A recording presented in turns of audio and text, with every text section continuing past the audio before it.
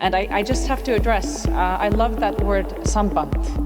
I'm not going to go into depths into other languages here, but this is a purely Icelandic word. You must hear this.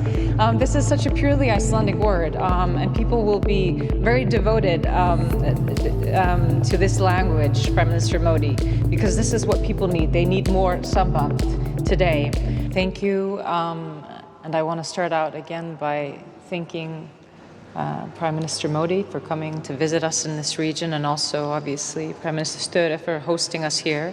I had my first bilateral meeting with Prime Minister Modi this morning, which was a very exciting meeting for us because we have such a good story to tell between these two countries.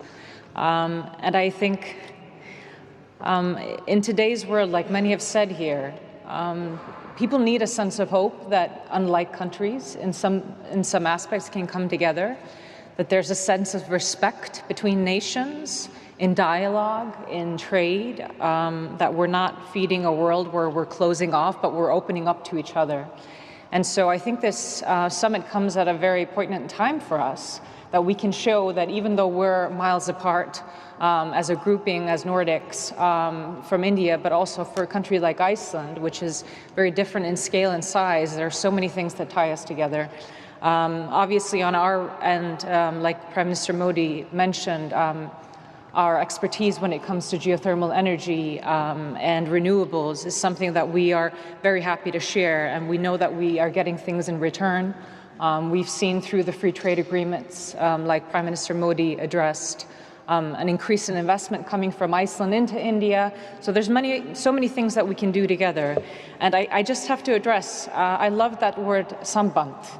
I'm not going to go into depths into other languages here, but this is a purely Icelandic word. You must hear this. This is such a purely Icelandic word, and people will be very devoted to this language, Prime Minister Modi, because this is what people need. They need more Sambandh today. I also want to address just generally the tone that's coming out of this meeting, which is very important. We are obviously leaders in our part of the world as a Nordic group, but having the biggest democracy in the world, the leader of the biggest democracy, address things like climate change and seeing it as something that we need to address for progress, not something that holds us back, is such an important message coming from a leader at this scale today.